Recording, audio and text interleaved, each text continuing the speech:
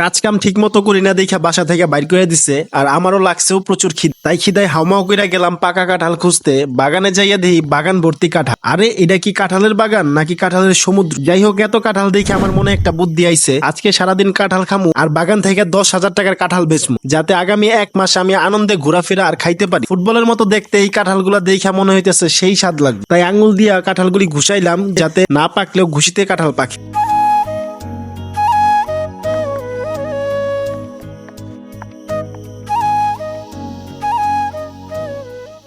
কিন্তু দুঃখের বিষয় হলো কাঁঠাল পাকে নাই, কোনো গাছে পাকা কাঁঠাল পাইতাছি না, খুব রাগ উঠতাছে। কিন্তু আমার আগামী 1 মাস ঠিক মতো ঘোরাফেরা করতে হইলে কাঁচা আর পাকা নাই, সব বেচা দিতে হইব। এই গেছে ও পাকা কাঁঠাল পাইলাম, এখন আবার যাম অন্য গাছ।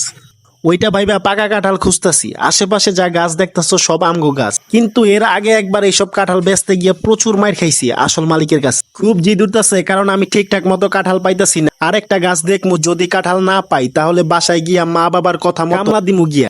আমার আবার অন্যের কাঁঠালের প্রতি কোনো লোভ নাই ভাই।